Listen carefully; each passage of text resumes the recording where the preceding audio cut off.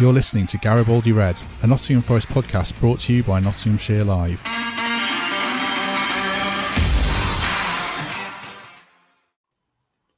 Hello, welcome to Garibaldi Red. As familiar failings return from Nottingham Forest, beaten 5-0 at Arsenal yesterday as they conceded 3 goals in 8 minutes at the start of a very miserable second half. So we're going to discuss that performance and look ahead to a crucial home game against Brentford in the company of, first of all, BBC Radio Nottingham presenter and yesterday commentator David Jackson. David, good morning. How are you? Yeah, great. I love that I always seem to be invited on after Forest get tonked. So hopefully next time I'll be coming on after a victory. Fingers crossed. Well, I put in my notes, this is your last appearance on the podcast. On Halloween, you are the curse. The previous one was 4-0 at Leicester and now 5-0 at Arsenal. So we're not tempting fate with a 6-0. So yeah, make the most of this appearance. You'll be very welcome back on soon, I'm sure. Second guest today is Michael Temple. Temps, are you well?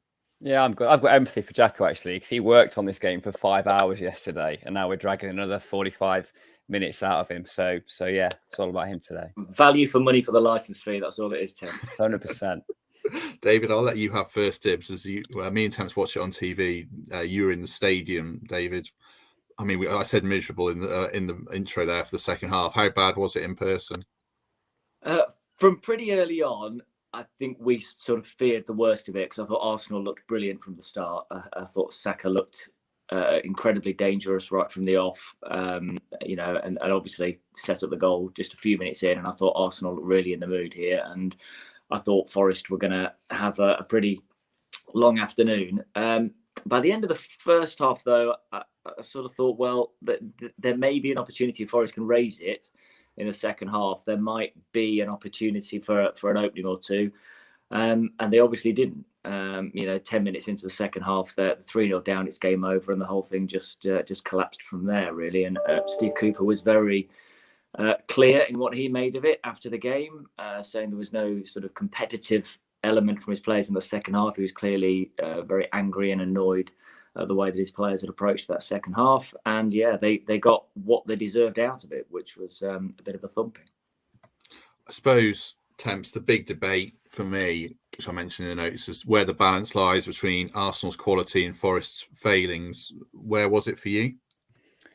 Well, it was clearly both, wasn't it? It was that combination of a team being ruthless when they saw a team that were struggling. They went for the jugular, and everything they tried seemed to come off. But we were passive again, weren't we? We were allowing them to play in front of us. And for all of the analysis that said there were times when our defensive shape was organised, and you could see it was linear and deep, and yeah, everyone was back behind the ball, but they weren't active in that shape. They weren't coming out to press. They weren't helping their mate. They weren't communicating. So I think there'd have been a collective frustration that Forest didn't give the best account of themselves. But we'll come on to analyse the goals, I'm sure, and that's where you see the difference in quality, in making that run across a defender, in delaying the pass, in making the pass, in changing the point of attack.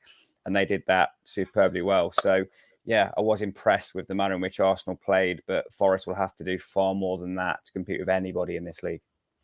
I'll ask you the same question, David, because I think it's one of the main cruxes of the debate, that quality versus failings for you. Where do you stand on it?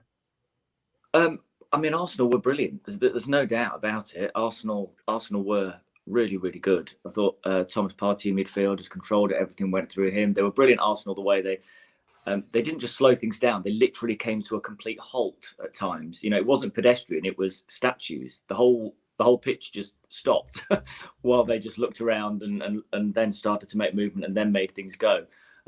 Odegaard's class, isn't he? So's Partey in midfield. Xhaka's popping up all over the place. I think there are frailties in their defence, which Forest didn't really exploit. But I think there is perhaps a bit of a difference there. The difference between them and Manchester City. City is silkier in attack and probably a bit more solid in defence. So there's a bit of a difference there. But Arsenal are,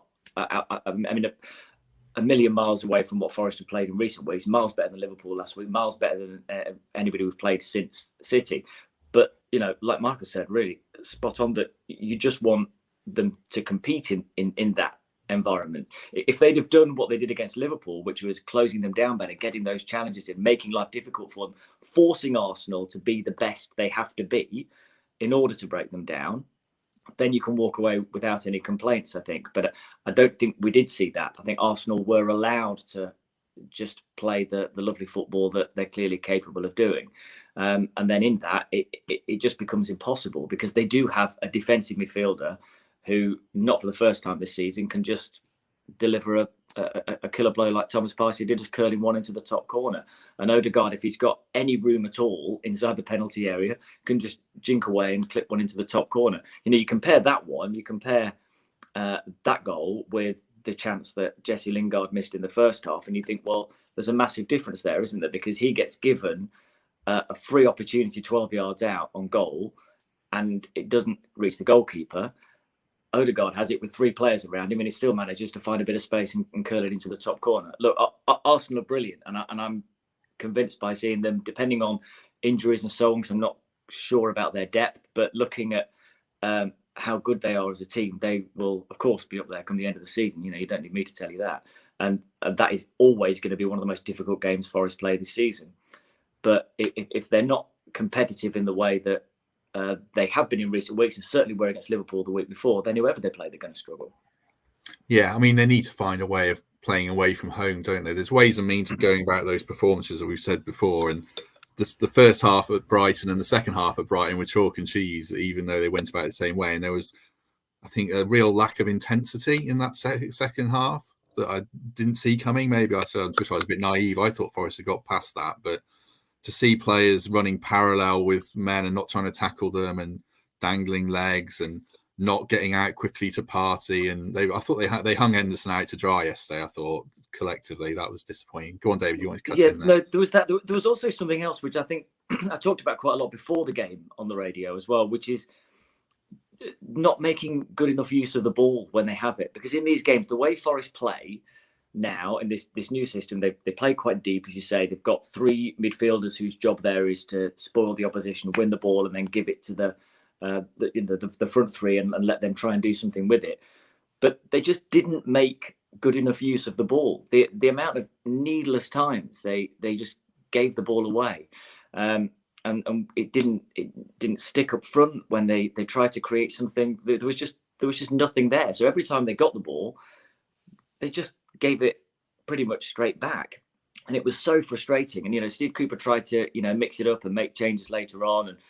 And, the game's gone, obviously, by then. But the amount of times, that was one of the big frustrations for me, that the times that they did work hard to get the ball back, they then just gave it straight back to Arsenal. And that is eminently frustrating. And they did it against Liverpool as well, I thought, quite a bit, that of just not making good enough use of possession when they've got it. And if they're going to play the way they're going to play, then you're not going to see a lot of the ball. You've got to make really good use of it when you've got it. And at the moment, they're not doing. Yeah, I mean, it wasn't like Man City away, was it, Temps? They did get up the pitch and get into areas. I think when Worrell came on more, they were able to progress the ball, and Williams could put in some good crosses. And I don't know what Emmanuel Dennis was doing when Brennan was free in the middle and he didn't cross.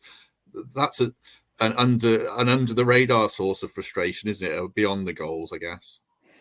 Yeah, lots to be frustrated about. And I can't disagree with a word that Jacko has said there, having seen it all firsthand. But we have to solve a few problems pretty quickly, because Arsenal there were far better prepared to play against a deep and compact team than Liverpool were, through that patience, through passing through the line, as Partey did for the Xhaka run that led to the second goal, and also that patience. They didn't feel the need to spring counters on us. They waited for us to drop in, then just relied on work rate and quality in individual players and movement to get in and amongst a really passive zone.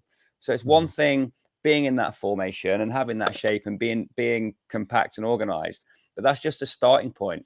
That's not an excuse for not running when you get to that point, not affecting the ball, not closing down the shot, not blocking as they did. And you compare the chances when they came, as David did then. Jesse Lingard has two fellas chucking themselves at his feet to block that shot, which was Forest's best chance in the game.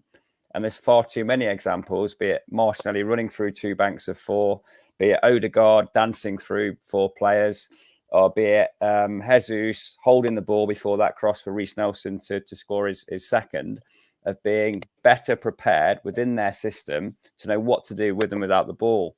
And we struggled with the ball yesterday, that we weren't playing progressively through the midfield. Cook and McKenna, perhaps a handful of times between them, played the ball into midfield. The long ball isn't working. Taiwo disruptive at times, brought it down, but then didn't have the support with him.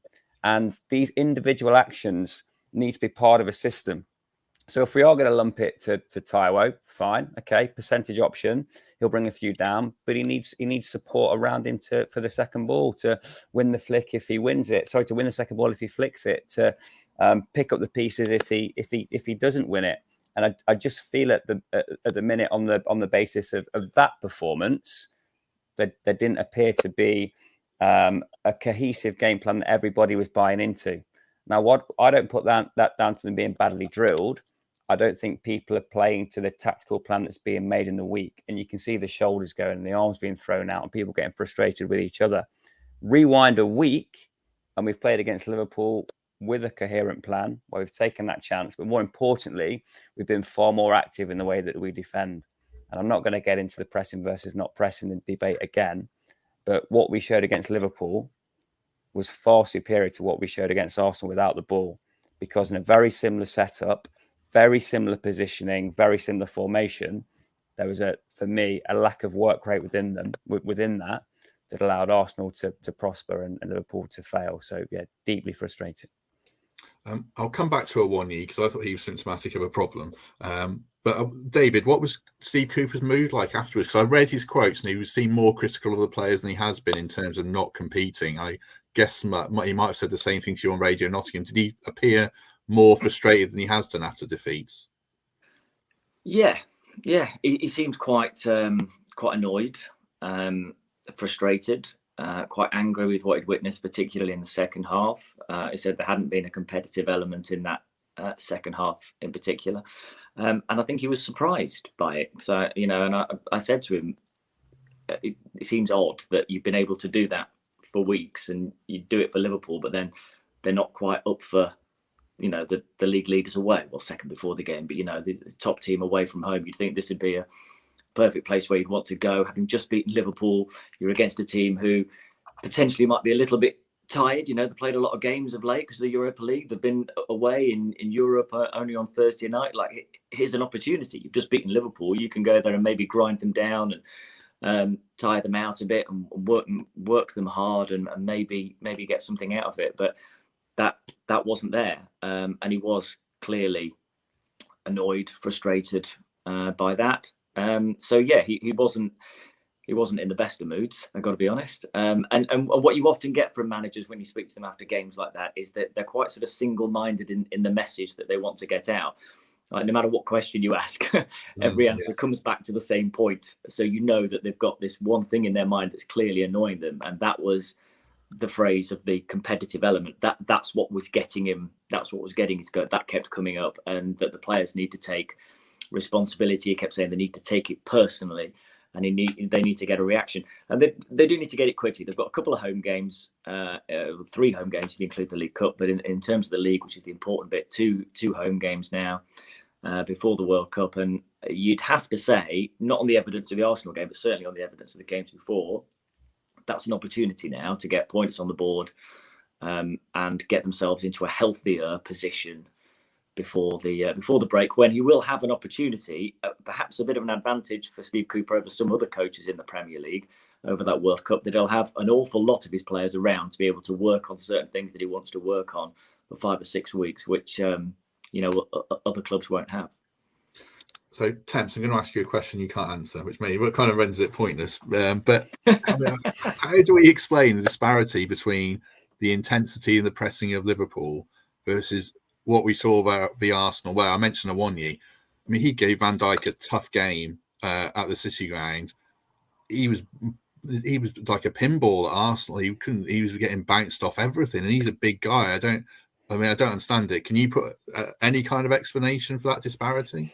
I think Arsenal were better prepared to play against our style of football than Liverpool were. I think Liverpool came with their standard game plan and expected to line up with 11 better players than ours and just dictate as they normally do. I don't think they'd done too much to prepare specifically to play us, whereas Arsenal had, for all the reasons that David mentioned earlier. In terms of Awoniyi specifically, he encountered Virgil van Dijk on an off day, right? Both defensively and going forward. He was out of sorts and all at sea, and he found himself in far more of a battle this week. So, it's just one of those, isn't it? Individual performances, human beings, they have weeks where they're 6 out of 10, weeks where they're 9 out of 10. And Taiwo is the only player of his squad, so he's going to get a run of games now to try and make this system work. But he was far more effective against Liverpool, I think, because he found Virgil on an off day, because he had the support of the City ground behind him. And whilst he was being asked to do a very difficult job leading the line against that team in a game where you're going to have 30% possession is no easy task. He shone last week and wasn't quite hitting that same standard this time around. So, not one I can explain or would read too deeply into, but I will give Arsenal this credit. They respected Forest enough to prepare properly to overcome a team that were going to be content to let them have the ball. Yeah, I don't just want to dig Taiwo out. I mean, I thought pretty much everyone was poor. Did anyone emerge with credit, David, do you think? It's difficult, isn't it? I'm not sure. Can't think of anything the keeper. The goalie to a point. I was just saying I don't think there's anything that the keeper could have done with any of them. I think outside of that, if Steve Cooper was here, he'd say that they have to take collective responsibility, and I think that's probably right, because there was just something about the whole performance from everybody. I thought Emmanuel Dennis, when he came on, I know again it's late on and your team's 5-0 down, but he did a lot of running. But at the same time, the time he had the perfect opportunity to lay a ball across the 6-yard box for a free Brennan Johnson at the back post, he checked back and then went back outside and checked back again and back outside, and thought he was going to be there for the remainder of the game at one point before he checked back and made a pass. So, that was a bit frustrating, but too many of them gave the ball away, really. And I'm not sure there's anybody who I'd look at and say, well, if I was the sponsor and I had to pick a Forest man of the match, I think I'd have probably, I'd have had to go for Henderson, and that's a goalkeeper who's conceded 5 goals, and it not really being his fault. I'm not sure who you'd particularly want to pick out and say did well, because they've just been beaten 5-0 and pretty tamely.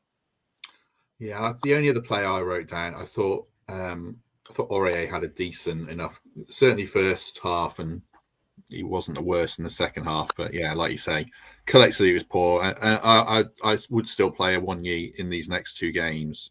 I think, like I said last week, he's very green, a very rough diamond, and we're probably going to get those kind of performances. I think he'll benefit from a run as well. I think he's kind of been in and out a little bit, and he's been getting used to a new country. Although I know he's been at Liverpool before, but he's been out on loan everywhere, but pretty much that entire time.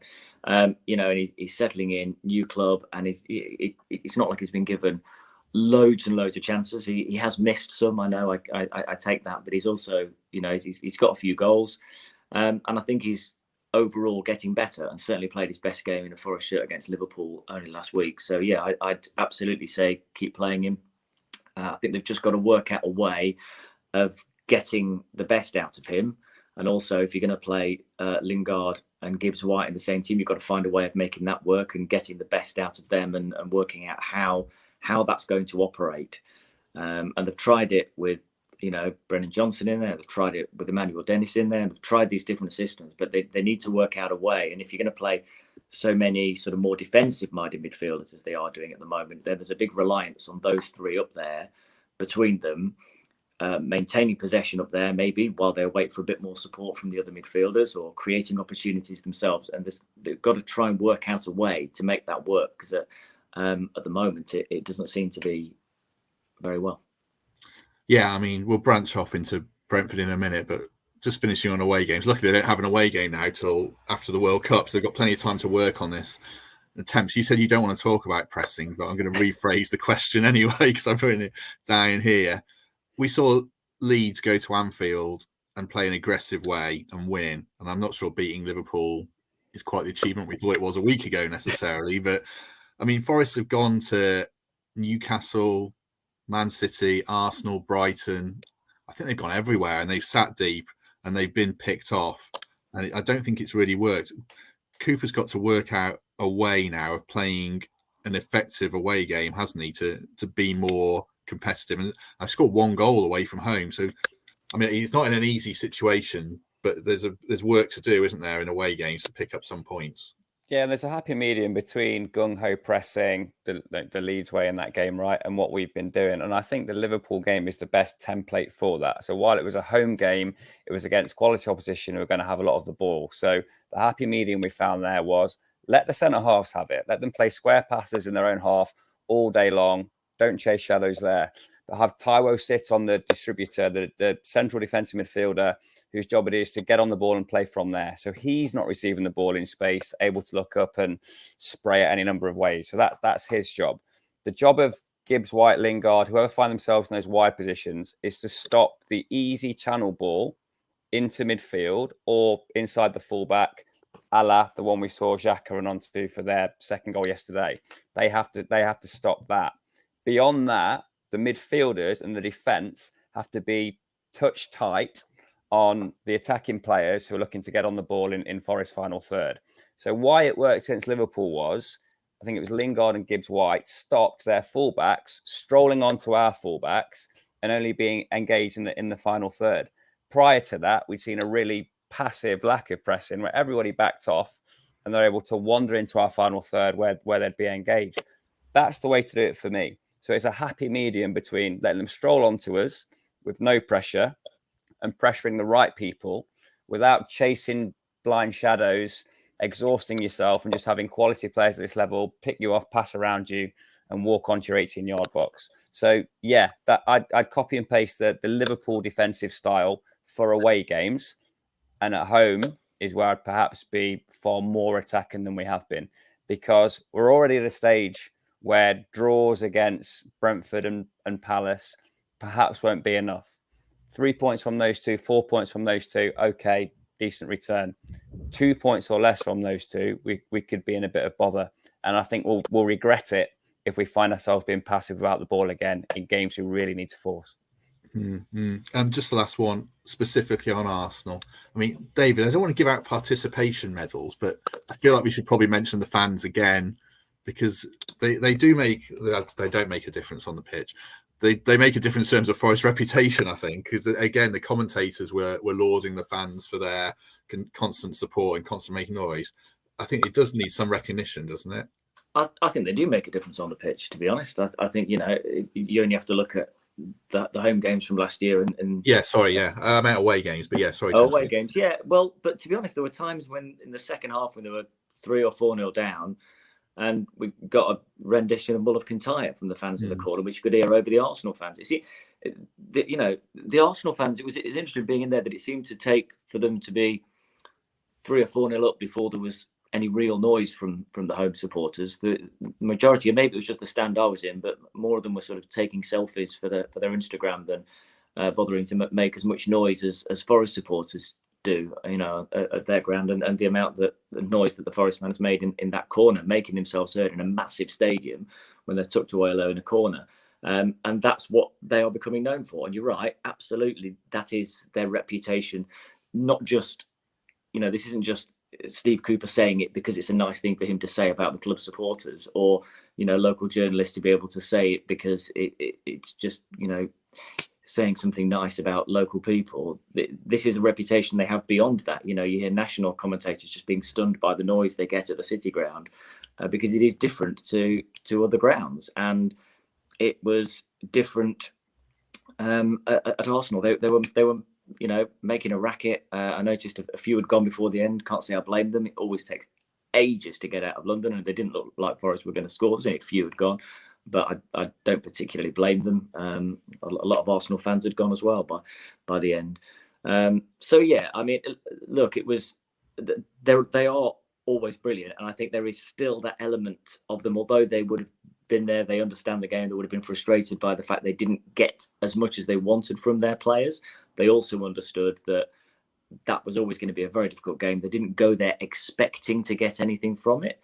And so they went home with kind of what they expected in terms of a result, maybe, but perhaps not in terms of what they'd seen from the players. But they certainly, made themselves known and got rightly the head coach and players going over to applaud them after the game. Mm-hmm. And do you think, and people might agree or disagree with me in the comments here, I mean, is all forgiven, David, if they get these 4 points or 6 points from the next 2 games? Sunday's completely forgotten at the Emirates? I think Sunday has to be forgotten immediately anyway, to be honest. I think you can't start dwelling on that. I mean, Steve Cooper will have to, and he will go through it with the players, and he'll have to pick them up on it and get more from them. But yeah, from a fan's point of view, just write that off. You have to move on. You can't start dwelling on games like that. These next 2 were always going to be the bigger games from Forest's point of view, because these are the games that you hope and expect to be able to get something from. Forest played these home games the way that they played the last home game, and they should get something out of it. So of course it will be forgotten, forgiven. If your next performance is decent, then you scrap the one before it, don't you? Let's just get the points from the games that you've got more of a chance of getting them from, especially at home, which is where they're always going to get the vast majority of their points this season. Get those and move on and head into the World Cup, hopefully in a healthier position. So if we're agreed that we go back to the Liverpool template performance and try to reproduce it, do you pick the same players that played against Liverpool, or I think there was only one change at Arsenal with Lodi. Do you give Lodi another chance to show he's better than he was yesterday? What kind of team are you picking? No, Nico comes back into the side for me on the left-hand side. I think Lodi has struggled to form a little bit in games. Must be doing a bit in the week to convince Cooper to give him that start. And having watched the best of Lodi in a good team, he is good going forward. He has been in sides where he's had far more license to get forward and sides that have enjoyed far more possession. So I think Nico is the horse for this particular course. And I'll make this point about team selection. I think to give Cooper the credit he deserves, nobody was calling for Koyate and Aurier to become mainstays of this Forest team. And certainly in the Liverpool game, they proved their worth and proved themselves justifying of that selection.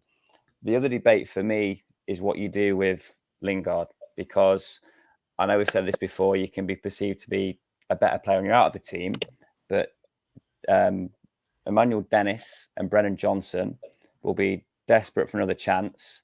And with Lingard having started the last 2 games, he'll be coming under pressure. So I wonder if Cooper will keep faith with him, or if he'll see an opportunity to reintroduce one of those players to the side. But the change I would definitely make is Williams in for Lodi. Yeah, I mean, do you agree with that, David? And I'll put you on the Lingard spot as well, because I'll throw you under the bus. So many of the comments today have been about Lingard. Where are you on Lingard, and what Temp says about Williams versus Lodi? Lingard, we haven't seen the best of Lingard by any stretch so far this season. I think if you've got a player who's obviously got that amount of ability, then you've got to try and find a way of getting that out of him. And whether that's to do with systems, whether that's to do with where he's playing, what's expected of him, whether it's to do with other players and how to make a better use of him, or whether it's just down to him, that is something that Steve Cooper would be able to answer. But he must be looking, and he's not the only one, by the way, who's not delivering the amount that you'd be hoping from him. I think you just probably hold him to a slightly higher standard because you know of what he's capable of, and also everything around him in his name, everything associated with it, you sort of have a different expectation level, I think, with him than other players.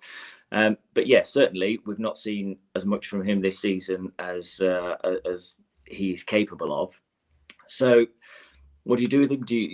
Steve Cooper's got a choice, hasn't he? You keep playing him and you make that work, and then maybe longer term that will be a good idea, because if you can get the best of Lingard, then that's really valuable. We saw it against Spurs, how good he can be, what he can do in a game when he's really on it. And I thought he was outstanding against Spurs. He was popping up everywhere, linking up play, moving things, exactly what we're needing from Forest at the moment, moving play from defence up to attack with a few clever little passes and making it work brilliantly. but we haven't seen that from him in other games. Now, like I say, I don't know whether that is down to him or whether that's down to where he's played, what's being asked of him, or any other things. I don't know, and I couldn't pass judgment on that. That's something Steve Cooper would know far better than me. But so that's the choice. He will know, Steve Cooper, whether playing Emmanuel Dennis, say, instead and getting his pace, is that what he needs against a Brentford defence, or does he want to try and persist with Lingard and Gibbs White in that system and making it work in the way that he is envisaging it working? That's only something he knows, because that's something he's working with on the training ground. As for left back, yeah, again, I'd say again, Renan Lodi, I think he's perhaps better used, and certainly in the past, further forwards. So when you're playing a flat back four, is that the right place for him? I quite liked Nico Williams at left back as well. So I can completely see why you might have wanted that. He may have had a bit more joy with Saka cutting in on his left foot and crossing as well. With Williams being more naturally right-footed, he might have had a bit more joy with that. I don't know. Look, I think it'll probably just come down to horses for courses. He'll probably look at what Brentford have got, see what he thinks he needs. And then that age-old question, when a player's out of form or you're not getting what you want out of them, do you persist with them to long-term get it out of them, or drop them out of the team? He did it with Brennan Johnson. He gave him a lot of games at the start of the season, wants to get the best out of him, because you know that when Brennan Johnson is giving you what he's capable of, you've got a good chance of winning football matches. But then eventually he goes, actually, let's take him out for a couple of games and we'll bring him back later. That's a psychological decision and a tactical decision that I think probably only Steve Cooper has the answer to, I'm afraid. The big point you landed there, David, was about wanting the best of Lingard. And I think if we saw the best of any of these players we're debating, they'd be in the team and they'd keep the place for a run of games. And that's the challenge we've got now, is we're not necessarily bringing people into the team because they are playing outstandingly well, banging on the door, grabbing their 20 minutes. We're talking about taking out the people out of the team because they're struggling. And that's a tough spot to be in. And nothing would make any of us happier than talking here about Lingard or Lodi having ran a match, been 8 out of 10 and affected the game positively in both directions. We're just not quite seeing that at this point. But their understudies aren't ripping up trees either. So we just got to get to that point where someone puts their hand up, has a consistent run of matches where they're affecting it in the game, making a difference, delivering the game plan, and ultimately putting points on the board. Because it's so much easier to make a case for the players that did well against Liverpool. We've changed one player in the 11 and they've come unstuck away at Arsenal. And that's a huge frustration for us as fans and you guys covering them in the media. So I can only empathise with the challenge that Steve Cooper's having now, sat at his desk thinking, right, time to pick these boys up and go again and form an 11 pretty quickly so he can prepare them for the weekend. We've had that a few times this season, actually, where you see players will come off the bench, maybe impress, and then the next game that there's been nothing from them. We've seen it a few times, and that level of inconsistency from players has been really frustrating this season. That performance yesterday, a little bit like the Leicester one, where players who'd forced their way into the team playing that game and then do absolutely nothing in that game. And you say, well, hang on a minute, those players were in the team because of what they did here, and then they've done nothing. So there's that sheer inconsistency it must be hugely frustrating for Steve Cooper. The only thing that you can hope, like I say, I think this World Cup break can be really important, I think, for Forest, because it's a genuine opportunity, to go back against the amount of new players in that squad and around that club. There he's got a good few weeks, and not that many of those players will be away on international duty. A few of them, but actually not that many. And he's got a really good opportunity there to get the players all together, work on a few things. And then it's only Man United and Chelsea to come, isn't it, after the break? But there's that hope that we haven't actually played that many games by Christmas. We're not halfway through the season. We've got an opportunity to use that second half after Christmas to maybe, hopefully, be a little bit different to what they've been in the first half. I want a quick one on Lodi. I wouldn't be averse to seeing him play as a left winger in away games in front of Williams and maybe double up defensively, and that might help them out. I don't think that might be a way to go. On Brentford, then, just looking at that one specifically, we don't normally talk about opposition players, Temps, but Ivan Toney is one of those few players in this league that is a talisman, like Mitrovic at Fulham and a couple of other teams have got them. How big is the absence of him for Brentford, do you think? Look, it might be the only game he misses for the rest of the season. So absolute great luck that he's 5 yellows, isn't it? It's a 1-game ban for 5 yellows. So he'll be straight back in the game after. So we have to take advantage of that. It will influence our selection, the way we play. There's a massive, I don't want to say a lack of a threat, but they're going to lose the focal point and a consistent goal scorer who got them up and has kept them up. Not single-handedly. They're a good side. There's a lot of scientific prep that goes off at Brentford, both in terms of the way they bring players to the club and the way they set up and play. But they have come to rely on his goals. So it's a massive advantage not having him around. And I think for the first time in a little while means we can go into a game looking to be on the front foot, be the aggressor, maintain the ball a bit better than we have been doing, and look to exploit that because, huge advantage. Their leading goal scorer, the player that's had the best shout in a long time at Brentford of getting into that England squad, England team even at times with some of the runs that he's had recently, is going to be missing. So we have to grab that. How big are these? I mean, you have to take them as a pair, don't you, Davies? I guess these games, a lot can change in what happens the rest of the season based on these 2 matches, doesn't it? If Forest can get, I guess, 4 points minimum for me, probably. Yeah, I think if you're going into that break adrift, then it puts huge pressure on it, doesn't it? After the World Cup, when, as I say, you're going to Manchester United away and Chelsea at home, and they're 2 massive games, and you can't help but just worry about that a little bit. You want to have a few more points on the board before you play in those games. And I think going into a long break, if you're going into that just after some wins, you go into that, you've got that optimism over that time. Then Steve Cooper's doing that work with his players on the back of some positive results. You've really got to be careful to make sure that this win at Arsenal isn't that damaging, because they've made progress over the last few weeks. They only conceded 2 goals in 4 games, and one of them was a dodgy penalty at Wolves. I know that there could have been more goals. Let's be honest. I mean, Brighton and Van Dijk had opportunities for Liverpool. I get that, but they had got so much more solid defensively. They'd changed the system, worked so hard to get that change implemented and working.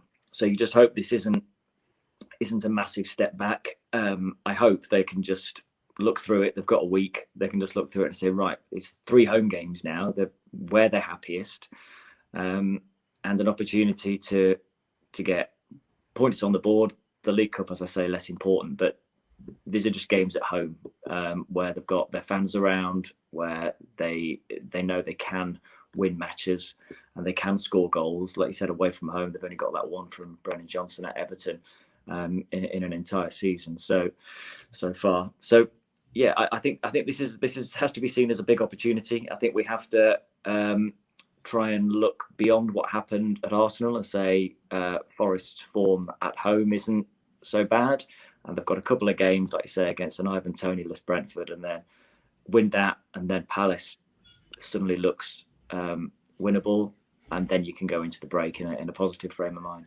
There's a good point in the comments actually about would we have accepted 3 points as a decent tally from the Liverpool-Arsenal run before those matches, and the answer is yes, of course we would. So I hope we're not too down about the fact that we've played these games in this order and just been turned over having won.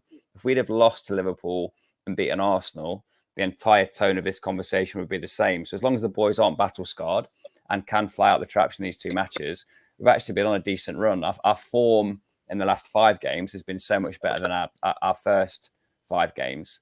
And I really hope we can harness last week rather than the Arsenal game, because were we ever going to get points at the Emirates? Probably not, the way they've been going this year.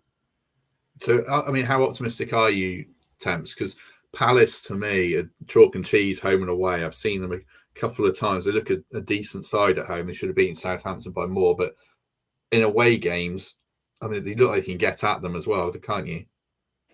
Yes, I mean, they have well, in Eze and Zaha, I think, two outstanding attacking talents that have gone missing in certain away games, haven't they? And that they do take risks and they do cheat occasionally and try and pin full backs and knock track back. So yeah, Palace are beatable, as are Brentford. But I've said this consistently throughout the year. Outside of the top six, we have to give everybody a go at home, because staying in this league is about points at home, where it's difficult for anybody to go away and get wins on the road, and then you battle for results away. But we have to find a different way, a more attacking way of playing at home, particularly when circumstances like this present against two teams who are inconsistent, and perhaps in the Brentford case missing their star man. But yeah, to answer your point about Palace, we will have chances on the counter, because they will commit forward in number and take risks. They're a good side. You know, every team's a good team. Every player we come against is a good player. But I think there's far more we can do looking within to give ourselves a better chance in these matches. And someone, I think it was Gary in the comments, David, said Palace and Brentford are hardly going to be fearing us. Is that to Forest's advantage in a sense? Forest are the underdogs for a reason, aren't they? But they shouldn't have fear themselves going into these games, should they? I do think that's right. I think outside of here, I think a lot of people are, seeing Forest as a bit of a soft touch if they've watched certain games. If they've watched the Leicester game and seen the Arsenal one, they'd say, well, that's a game that we should be getting points. Of course, if you're a Brentford fan or a Palace fan, of course that's what you're thinking. But they must also be aware that if you're not on it, then Forest can beat you, because they beat Liverpool. They have changed from Arsenal game accepted. They have changed enormously from where they were earlier on in the season. They've become a lot tighter.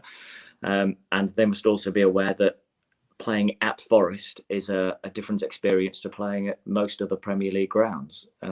So, yeah, you're right that there'll be a lot of people who will always look at Forest and say, the bottom of the league, that should be a game that we should win. But it's up to Forest to make sure that when they actually come here and play them, that they're taught a new lesson about what it is to play at the City Ground, because they can make life very, very difficult for, as we've seen just a couple of weeks ago, they can make it very difficult for just about everybody in this division if and when they're at it. You've said that, made that point twice now about the fans, and it's so important. And there was a comment about noise doesn't equal points. It can at home. And I think almost to a man, every team that has visited the City Ground has acknowledged in some way that we have a ferocity of support that belies our position in the table. And of the last 10 games at the City Ground, let's include Sheffield United in the playoffs, let's include West Ham, Spurs, Liverpool. If they're not amongst the 10 loudest games, most atmospheric games of all time at Forest, then I don't know what is. So that is key. We have to stay behind the team.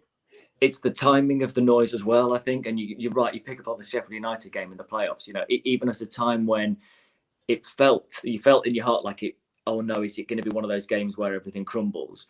And actually what you got was a roar from the Forest supporters. And that's got to translate to the players to go, no, we're not letting this happen. We're not going to let this happen. We are going to keep going. And, the noise around the City Ground when Forest have just conceded a goal is phenomenal. It's this kind of, we're behind you. When they can see, especially when they can see on the pitch, those players are trying their best out there, they will make that noise. They will get behind them, and that's got to help. And it's also got to say to the opposition, right there, they're not going to give up. You can't say that, we go to the Forest Ground and we just, we keep them quiet after 20 minutes, get an early goal and get the fans on it back. It doesn't happen. Managers say that kind of thing for a reason, because at some grounds it does happen, and it can be an advantage for the away team. It's not the case at the City Ground, and I completely agree with you. I think noise can help the players on the pitch, and I think it can therefore directly impact what can happen out there at certain times of the game. It can dictate what happens and attitudes and responses to things, and it's massively important, and it's hugely in Forest's favour. You've got to harness that. And if there's one thing I do hope they take out of Arsenal, picking up something you said, David, there about being a soft touch, as professional players in the Premier League, that's got a sting. Being told, people perceiving you as a soft touch, because they were a soft touch. Yesterday they was like a hot knife through butter, and that's happened at Man City, which is understandable. It's happened at Leicester, which is less understandable. The players, I hope that stung that they were perceived as weak yesterday, and they step up in these next 2 home games.